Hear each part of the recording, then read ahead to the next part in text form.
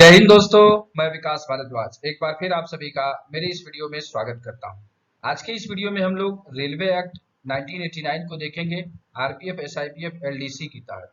मतलब SIPF LDC में railway act से आपके सवाल कैसे बन सकते हैं, कितना डीप पूछा जा सकता है, उन सब चीजों पर डिस्कस करेंगे। तो पार्ट वाइज ये वीडियो होगा। तो ये रेलवे एक्ट का पहला पार्ट है। चलिए शुरू करते हैं इस वीडियो को। तो रेलवे एक्ट 1989 के कुछ बैकग्राउंड्स को देख लेते हैं, पृष्ठभूमि को कि यह कब बना, कैसे बना, किस एक्ट को हटा के बना, कब अमेंडमेंट हुआ, इन सब चीजों के बारे में देखते हैं। तो जो नया रेल अधिनियम है वो 1989 में बना और 1 जुलाई 1990 से इसको लागू किया गया। एंड द सेकेंड पॉइंट है कि 1989 से पहले जो नियम चल रहा था वो था इंडियन रेलवे एक्ट 1890, जिसको कि रिपील कर दिया गया इस एक्ट के आने के बाद। रेल सुरक्षा बल को अधिक जिम्मेदारी देते हुए रेलवे एक्ट में संशोधन किया गया 2003 में, इसलिए उसका नाम हो गया रेल द्वितीय संशोधन अधिनियम 2003। और ये 2004 से फिर लागू हुआ 1 जुलाई से। इसके बाद 2005, 2006, 2008 लगातार इस एक्ट में जो है संशोधन होते रहे। कुछ धाराओं में जो भी संशोधन किए गए हैं और जो अमेंडमेंट किए गए हैं, जो भी इंपॉर्टेंट है उसको पूरी तरीके से हम लोग कवर करते हुए चलेंगे।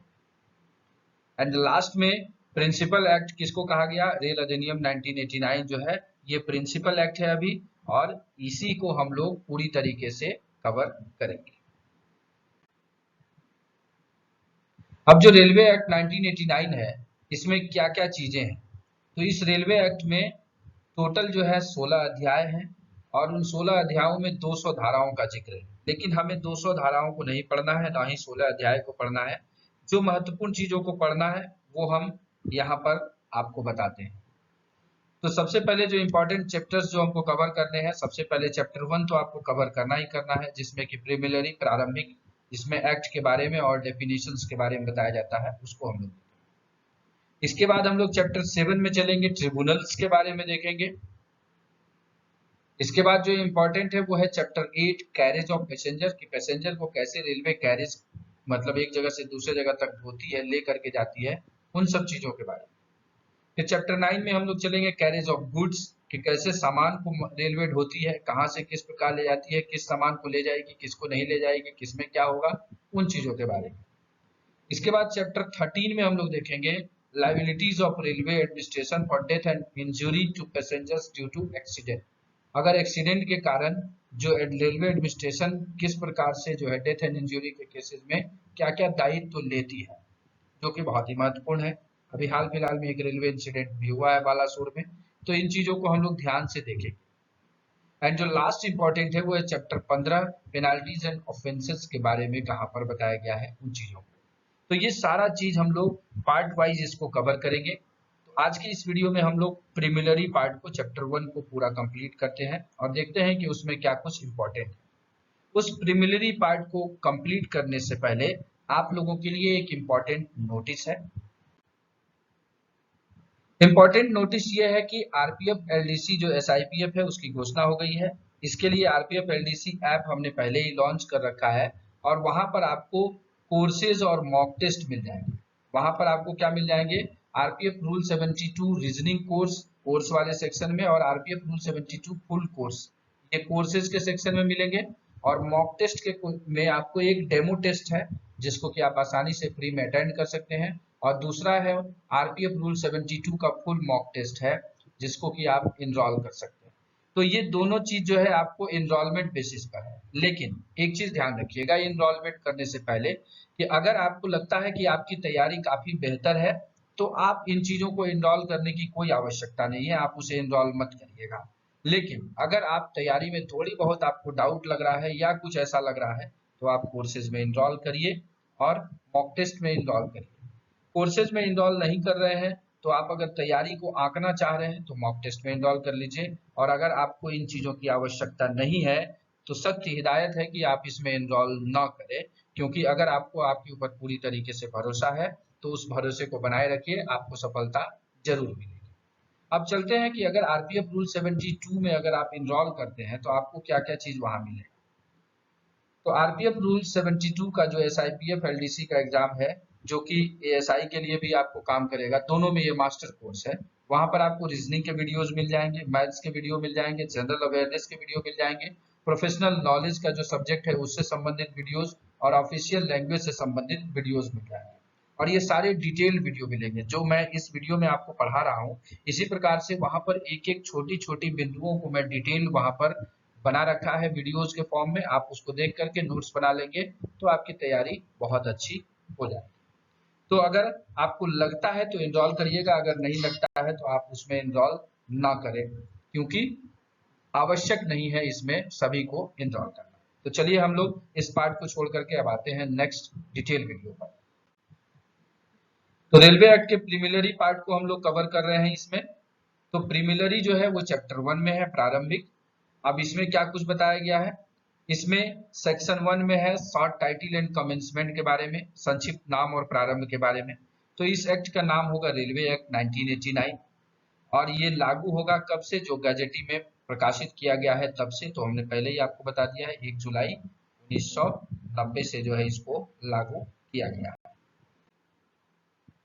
एंड द चैप्टर 1 का जो सेकंड सेक्शन है वो है सेक्शन डेफिनेशंस के बारे में। यहाँ एक महत्वपूर्ण डेफिनेशंस जो भी है उसको हम लोग डिटेल से कवर कर लेते हैं, जो कि आपके एग्जाम के लिए काफी महत्वपूर्ण है।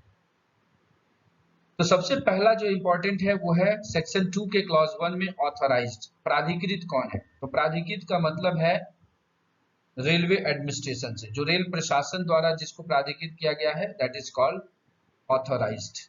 मतलब रेलवे एडमिनिस्ट्रेशन ने हमें ऑथराइज कर दिया तो वी आर प्राधिकृत, वी आर ऑथराइज्ड, और जिसको दे दिया वो भी ऑथराइज्ड। इसके बाद अमेंडमेंट किया गया 2005 में और जोड़ा गया अथॉरिटी। अथॉरिटी शब्द इसलिए जोड़ा गया क्योंकि रेलवे के बहुत सारे काम जो है चलते रहते हैं हमेशा। आप देखते होंगे कहीं पर रेलवे लाइन बिछाया जा रहा है, कहीं पर कुछ और चीजें की जा रही हैं, डेवलपमेंट के वर्क चलते रहते हैं। तो यहाँ अथॉरिटी का मीन्स है सेक्शन 4A के तहत जो रेलवे लैंड डेवलपमेंट अथॉरिटी का गठन किया गया है उससे। तो आपको यहाँ से एक सवाल फुल फॉर्म में एब्रिविएशन वाले पार्ट में पूछा जा सकता है, दैट इज RLDA का फुल फॉर्म क्या है, तो रेल लैंड डेवलपमेंट अथॉरिटी। चलते हैं आगे। नेक्स्ट जो इंपॉर्टेंट डेफिनेशन है वो डेफिनेशन है दोस्तों कैरेज के बारे में। कैरेज मतलब ढुलाई। तो रेल दो ही चीजों की ढुलाई करती है, या तो पैसेंजर की या गुड्स की। तो पैसेंजर या गुड्स की ढुलाई के लिए जिन चीजों का प्रयोग करती है रेलवे उसे ही कैरेज में कहा जाता है। कैरेज मींस पैसेंजर और गुड्स बाय रेलवे एडमिनिस्ट्रेशन, जिसको कि एक जगह से दूसरी जगह तक पहुंचाती है। आगे है क्लेम ट्रिब्यूनल जो है 2 के क्लॉज 3 में इसके बारे में बताया गया। क्लेम ट्रिब्यूनल का मतलब हो गया वैसा जगह जो धारा 3 के तहत रेल दावा अधिनियम में गठित किया गया है और जहां पर आपको रेलवे से संबंधित क्लेम मिलता है। यहाँ पिक्चर में आपको दिख रहा होगा railway claims tribunal Mumbai bench. अगला जो इंपॉर्टेंट सेक्शन है वो है कमिश्नर, 2 के 6 में दिया गया है, क्लॉज 6 में। तो कमिश्नर शब्द का मतलब यहाँ पर है chief commissioner of railway safety. यहाँ चीफ के पहले प्रिंसिपल लगा लीजिएगा क्योंकि अमेंडमेंट करके हर चीफ रैंक के आगे प्रिंसिपल लगा दिया गया है रेलवे में। तो principal chief commissioner of railway safety या फिर कमिश्नर ऑफ रेलवे सेफ्टी, जिनका की अपॉइंटमेंट सेक्शन 5 के तहत किया जाता है रेलवे एक्ट के, उनको ही हम कमिश्नर कहेंगे। अगला इंपॉर्टेंट है कॉम्पिटेंट अथॉरिटी, सेक्शन 7A में दिया हुआ है। मतलब सेक्शन 2 के 7A में कॉम्पिटेंट अथॉरिटी के बारे में बताया गया है। एक और सेक्शन हम आगे पढ़ेंगे ऑथराइज्ड, ऑफिसर ऑथराइज्ड। तो ये कॉम्पिटेंट अथॉरिटी और ऑफिसर ऑथराइज्ड में थोड़ा सा कंफ्यूजन होता है, लेकिन कॉम्पिटेंट अथॉरिटी सेक्शन 7A में डिफाइन किया गया है और इसमें कहा गया है कि सेंट्रल गवर्नमेंट नोटिफिकेशन के द्वारा जिस किसी को किसी काम के लिए कॉम्पिटेंट घोषित कर देती है तो उस व्यक्ति को या उस संस्था को या उस चीजों को कॉम्पिटेंट अथॉरिटी कहा जाएगा। अगला जो इंपॉर्टेंट सेक्शन है वो सेक्शन है सेक्शन 8, सेक्शन 9 एंड सेक्शन 10। तीनों को हम एक साथ मिला के पढ़ते हैं। तो सेक्शन 8, 9, 10 में कंसाइनी, कंसाइनमेंट और कंसाइनर को डिफाइन किया गया है। तो यहाँ पर आपको एक पिक्चर दिख रहा होगा, उससे आप इसे आसानी से समझ लेंगे। इस पिक्चर में आपको दो व्यक्ति दिख रहे हैं, एक कंसाइनर है और एक कंसाइनी है, और बीच में आपको सामान दिख रहा है। तो ठीक उसी प्रकार से कंसाइनी और कंसाइनर के बीच में कंसाइनमेंट डिफाइन किया गया है। अब इसका मीनिंग क्या हुआ, तो कंसाइनर का मीनिंग हो गया कि जो सामान क्या कर रहा है, देने आया है रेलवे एडमिनिस्ट्रेशन को कि इसको बुक कर दीजिए, और कंसाइनी वो हुआ जिसको कि हम सामान रिसीव करवाने, मतलब जो देने वाले हैं जिसके लिए। जैसे आपको मेरे लिए सामान भेजना है, तो अगर आप सामान बुक करने जाएंगे तो you are called as consignor, आप सेंडर हुए, और मैं हो जाऊंगा कंसाइनी जो रिसीवर होगा आइटम का, और बीच में जो कार्टून आप लेके गए उसको कहेंगे हम कंसाइनमेंट। तो आपको कंसाइनी, कंसाइनमेंट और कंसाइनर समझ में आ गया होगा। चलते हैं आगे। अगला जो डेफिनेशन है वो है डेमरेज और वार्फेज। इन दोनों चीजों को हम समझेंगे एक साथ, इसलिए मैंने इसको कर दिया क्योंकि ये मोस्ट इंपॉर्टेंट है। आपको अगर सवाल पूछा जाएगा तो 99% इनमें से सवाल आने हैं। तो डेमरेज और वार्फेज में सिंपल सा डिफरेंस है। डेमरेज कहता है कि आपको देना पड़ेगा डिले इन पैकेजिंग कार्गो, आपको विलंब शुल्क देना पड़ेगा। रेलवे में अगर आपका कोई सामान आया है और वो सामान क्या होगा, उतार करके रेलवे के परिसर में हम रखेंगे, और उस परिसर में रखने के बाद एक फ्री टाइम दिया जाता है आपको उस डिलीवरी को कलेक्ट करने का। अगर आप उस डिलीवरी को उस फ्री टाइम में कलेक्ट नहीं कर पाते हैं तो आपको पे करना पड़ता है विलंब शुल्क। इसके बारे में हम लोग डिटेल आगे पढ़ेंगे कि कितने घंटे की छूट है, क्या है, कैसे है, वो हम आगे देखेंगे। यहाँ सिर्फ हम डेफिनेशन को समझेंगे। आगे हम लोग देखेंगे 41, यहाँ 11 और 41 देखिएगा, 11 और 41, उसमें भी एक एक है और एक 4 है, तो इस अनुसार से आप इसको याद रख सकते हैं। वार्फेज हो गया स्थान भाड़ा। स्थान भाड़ा मतलब अब आप सामान को, कोई कार्गो का सामान है, कोई बड़ा सामान है, उसको कोई कंपनी जो है 2 दिन पहले ला करके रेल परिषद में रख दी, और उसको क्या होगा, अब वो 2 दिन पहले ला करके अगर रख दी, 2 दिन बाद उसका बुकिंग है, तो जो रेल का उतना जो कमर्शियल वाला स्थान है वो स्थान छेका गया, उसके संबंध में वो वार्फेज क्लेम करती है। तो डेमरेज और वार्फेज भी आप समझ गए होंगे। चलते हैं आगे। अगला इंपॉर्टेंट सेक्शन अब जो दोनों जुड़ता है डेमरेज वार्फेज के बाद वो है फॉरवर्डिंग नोट और rail receipt. Forwarding note, rail receipt, तो आपको दोनों का पिक्चर यहाँ पर दिख रहा होगा। फॉरवर्डिंग नोट का मतलब है कि इस सेक्शन के 64 में जिसके बारे में बताया गया है वो है फॉरवर्डिंग नोट, और सेक्शन 65 रेलवे एक्ट में जिसके बारे में बताया गया है वो है रेल रिसिप्ट।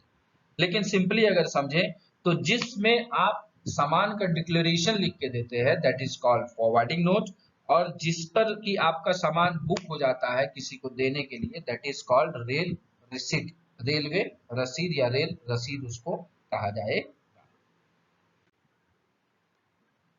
अगला जो इंपॉर्टेंट डेफिनेशन है वो तीनों एक साथ आप याद रखेंगे फिर। 2 के क्लॉज 19, 23 और 27। 2 के 19 में गुड्स, माल के बारे में, 23 में लगेज के बारे में, और 27 में पार्सल के बारे में बताया गया। ये तीनों में एकदम सिमिलैरिटीज है, इसीलिए मैंने एक साथ इसको रखा है। और इसको याद भी आप आसानी से रख सकते हैं कि 19 में 4 जोड़ेंगे तो 23 होगा, और 23 में फिर 4 प्लस करेंगे तो 27 होगा। तो 19 में गुड्स, 23 में लगेज और 27 में पार्सल। अब गुड्स का मतलब क्या है, रेलवे जिसको कंटेनर पैलेट्स में जो है ट्रांसपोर्ट के लिए रखती है, और साथ ही साथ एनिमल्स, इन लोगों को गुड्स की श्रेणी में, माल की श्रेणी में रखा गया है। लेकिन वही लगेज की श्रेणी में क्या होगा कि वैसी चीज जो यात्री अपने साथ लेकर के जाते हैं उसको लगेज कहते हैं, या फिर यात्री अपने सामान को रेल प्रशासन को वहन करने के लिए देते हैं तो भी वो लगेज में आएगा। एंड पार्सल क्या होगा, पार्सल मीन्स हो गया कि रेल प्रशासन को पार्सल गाड़ी में अगर कुछ ढोने के लिए आपने सामान दिया है दैट इज कॉल्ड पार्सल। तो गुड्स, लगेज एंड पार्सल आपका क्लियर हो गया होगा। चलते हैं आगे। अगला जो वीडियो है, अगला जो सेक्शन है वो है लेवल क्रॉसिंग 22। तो आप देखिएगा लेवल क्रॉसिंग क्या होता है, हमेशा जमीन से वो बराबर होता है, लेवल में रहता है। तो यहाँ पे दो दो बराबर है, इसका मतलब 2 के 22 में, 2 के 22 में सब बराबर हो गया, 2 2 2। Level crossing, level crossing means intersection of a road with lines of rail at the same level, मतलब समान लेवल पर जो है बीच में रोड के पटरी चली गई, दैट इज लेवल क्रॉसिंग। इसके बाद जो इंपॉर्टेंट सेक्शन है वो सेक्शन 26A ऑफिसर ऑथराइज। हमने 7A में पढ़ा था कॉम्पिटेंट अथॉरिटी, लेकिन ये एक 26A है ऑफिसर ऑथराइज। इसका मतलब हुआ कि सेंट्रल गवर्नमेंट जो रेलवे एक्ट की सेक्शन, इसी रेलवे एक्ट के सेक्शन 179 के क्लॉज 2 के तहत जिसको प्राधिकृत करती है उसे हम प्राधिकृत अधिकारी कहते हैं। तो यहाँ पर अब आपके दिमाग में एक कौतूहल होना चाहिए कि आखिर हम आरपीएफ में प्राधिकृत अधिकारी किसको कहते हैं, ऑफिसर ऑथराइज्ड किसको कहते हैं। तो वो होगा एएसआई एंड जो अबव है उनको हम ऑफिसर ऑथराइज्ड कहते हैं। इसके बाद इंपॉर्टेंट सेक्शन है 28, वो है पास। पास के बारे में, पास क्या है? अथॉरिटी आपको देता है सेंट्रल गवर्नमेंट या रेलवे एडमिनिस्ट्रेशन किसी व्यक्ति को, allowing him to travel as a passenger but does not include a ticket. आप पैसेंजर के तौर पर ट्रेवल करिए, टिकट आपको नहीं लेना है, उसके बदले में टिकट आपको रेल प्रशासन देगी उस पास के बदले में, दैट इज कॉल्ड पास। इसके बाद जो इंपॉर्टेंट सेक्शन है वो है पैसेंजर, कि आखिर यात्री किसको कहेंगे। तो कहता है passenger means a person travelling with a valid pass और टिकट। अगर आप पास पे सफर कर रहे हैं you are also a passenger, और अगर आपने रेल को कुछ पैसे दे करके टिकट खरीदा है तो you are treating as a passenger. इसके आगे रेल, रेल में क्या क्या आएगा, तो यहाँ पर इस सेक्शन को आप ध्यान से पढ़ लीजिएगा। सारी चीजों को मैं डिस्कस नहीं करूंगा क्योंकि थोड़ा बड़ा हो जाएगा ये वीडियो।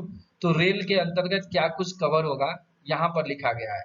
अगर हम आरपीएफ एक्ट में देखें तो वहाँ एक छोटा सा पार्ट है रेल परिसर का, लेकिन बाकी चीजों को यहाँ 31 सेक्शन में रेल के अंतर्गत कवर किया गया है कि रेलवे परिसर का वह भाग for the public carriage of passenger और गुड्स और इंक्लूड्स, मतलब जो पैसेंजर को कैरेज करने के लिए, गुड्स को कैरेज करने के लिए जो चीजें उपयोग की जाती है। साथ ही साथ कोई लैंड अगर रेलवे एडमिनिस्ट्रेशन ने बाउंड्री मार्क किया है तो वो भी रेलवे के अंतर्गत आता है। उसकी रेल साइडिंग यार्ड और भी कोई ब्रांचेज जो भी है रेलवे की वो भी रेल के अंतर्गत आता है। इसके बाद इलेक्ट्रिक ट्रैक्शन का अगर equipment, power supply, distribution, installation, अगर ये सारी चीजें अगल बगल स्टेशन के आसपास होती हैं वो सब रेल के अंतर्गत आता है, मतलब रेलवे अथॉरिटी के अंतर्गत आता है। वो रेलवे के हिसाब से उसको ट्रीट किया जाएगा, रेल परिसर के हिसाब से उसको हम देखेंगे। फिर कोई भी रोलिंग स्टॉक हो, स्टेशन हो, ऑफिस हो, वेयर हाउस हो, वर्कशॉप हो, मैन्युफैक्चरीज हो, फिक्स प्लांट मशीनरी कोई भी है, रोड्स एंड स्ट्रीट है, रनिंग रूम्स हैं, रेस्ट हाउसेज हैं, ये सारे हॉस्पिटल हैं, वाटर वर्क्स हैं, इन सब जगहों को हम लोग रेल के अंतर्गत ट्रीट करेंगे। आगे जो रेल के अंतर्गत आएगा वो है जो भी व्हीकल ट्रैफिक के लिए यूज किया जाता है रेलवे का या हायर्ड है वो भी। अगर कोई फेरी है, शिप है, बोट है, जैसे कि आपको गंगा के किनारे है फिर वहां से रेलवे स्टेशन आ रहा है तो उसके लिए जो रेल अपना सामान दी है that is also under the railway administration. Tramway, आपको लाइंस, ये सारा एग्जीबिशन पार्क्स, फेयर पार्क्स अगर रेलवे ने उसको रिक्रिएशन के लिए बनाया है, जैसा कि आप ईस्टर्न रेलवे में रेलवे का म्यूजियम है वो रेलवे के अंतर्गत आता है, वहाँ आरपीएफ ड्यूटी करती है, आरपीएफ उसके बारे में सारी चीजें उत्तरदायी रहती हैं। तो ये रेलवे को डिफाइन किया गया है। अगला है रेलवे एडमिनिस्ट्रेशन, रेल प्रशासन के बारे में। रेल प्रशासन का मतलब ये कहता है कि जनरल मैनेजर जोनल में, साथ ही साथ कुछ नॉन गवर्नमेंट रेलवेज एम्प्लॉय जैसे कि कोई भी जिनको की रेल स्वामी है या फिर रेल का लीज वाला है जो एग्रीमेंट के अंतर्गत काम कर रहा है, उन सबको रेलवे एडमिनिस्ट्रेशन के अंतर्गत ट्रीट किया जाता है। और अगला इंपॉर्टेंट है रेलवे सर्वेंट के बारे में। रेलवे सर्वेंट का मतलब बोलता है एम्प्लॉयड बाय रेलवे गवर्नमेंट और railway administration in connection with the service of a railway including member of the railway protection force appointed under clause C of sub section 1 of section 2 of railway protection force act 1957। तो यहाँ पर क्या होता है, इसी के तहत हम लोग कवर हो जाते हैं, किसमें? सेक्शन 10 में हमने पढ़ा है कि we are deemed as a railway servant। अगला जो सेक्शन इंपॉर्टेंट है वो 37 जिसमें रोलिंग स्टॉक के बारे में बताया गया। रोलिंग स्टॉक का मतलब वैसा स्टॉक जो रेल पर रोल करता है, घूमता है या उस पर चल सकता है, that is called rolling stock. And the last important definition is zonal railway means a zonal railway constituted under section 3, इस अधिनियम की धारा 3 के तहत जो आंचलिक रेल या जोनल रेलवे का गठन किया जाता है दैट इज जोनल रेलवे। तो इस प्रकार से हम लोगों ने पार्ट जो चैप्टर 1 था प्रीलिमिनरी उसको इस वीडियो में डिटेल से कवर किया है। आशा करते हैं कि आपको ये वीडियो पसंद आया होगा। अगर वीडियो पसंद आया है तो इस प्रकार के डिटेल वीडियो के लिए आप कोर्स में इनरोल कर सकते हैं और वहां पर आप इसका फायदा उठा सकते हैं और अपनी तैयारी को और ज्यादा सुदृढ़ कर सकते हैं। तो इसी आशा के साथ कि आपको ये वीडियो पसंद आया होगा, पसंद आया तो लाइक करके मोटिवेशन बढ़ा दीजिएगा, साथ ही साथ चैनल पे पहली बार आए हैं तो सब्सक्राइब करके बेल आइकन प्रेस कर दीजिएगा, ताकि आपको इस प्रकार के इंपॉर्टेंट वीडियो की सीरीज मिलती रहे। At last, thanks for watching this video.